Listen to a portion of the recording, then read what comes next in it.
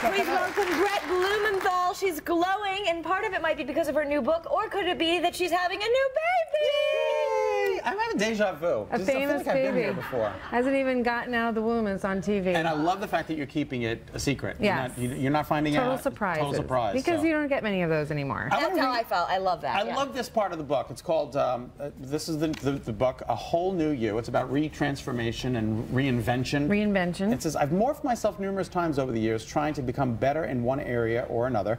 I've tweaked aspects of my life that weren't quite working for me, such as developing confidence and comfort with meeting new people. Now, I never would guess that you had problems meeting new people.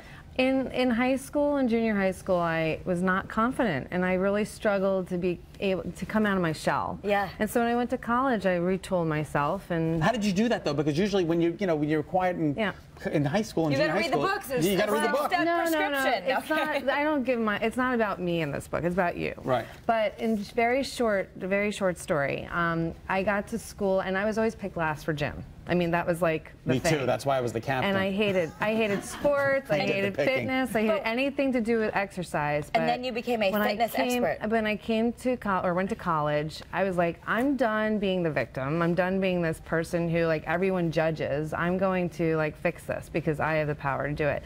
And so I started exercising, and that's when like my first major personal transformation happened. And the confidence came, self-esteem was there. I felt happier. I was more, I could meet people more easily and not feel weird about it. And were you overweight, or no? No, I wasn't. But I was picked last for gym, which almost qualified as being overweight because nobody wanted me on their team. And I was like, what's wrong with me? I have seen you play kickball. Oh.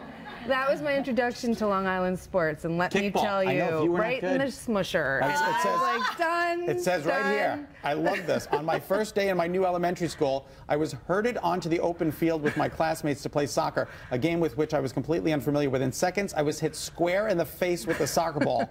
It hurt, but the shock and embarrassment stung much more. So yes, absolutely. Absolutely. And that was my lot in life for the rest of my high school career. So this book, it's already a bestseller. And in fact, your other book, which is the 52 Small Changes, one a week for a year, is a bestseller. So, and that's something that's new for you. You decided to become an author. Right. And now you're a best-selling author. So that kind of makes me want to read your book, because you actually have a prescription on how we can become our authentic self. Right. Because making that change, that first step is probably the hardest. People, they want to make these changes, and they're just like, where do I begin? Just like, they're overwhelmed. Right. And what's really nice is this bridges my career in management consulting, which also incorporated change management. So I help corporations go through major changes, and the people factor of that's really difficult. So this really takes sort of that experience and puts it into the personal, on the personal side. Yeah.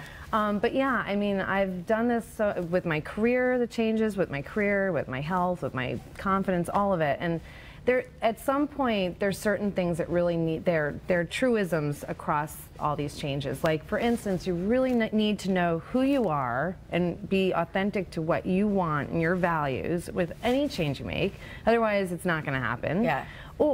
And I should say, not or, and you have to really want to make the change. If somebody's telling you need to quit smoking, and you don't want that's not going to happen. Right, exactly. So it's about you really figuring out what you want to create your best life. Right. And then you've got the 6 steps that can help us not feel so overwhelmed. That's right. So A Whole New You can get on Amazon, everywhere else. New you.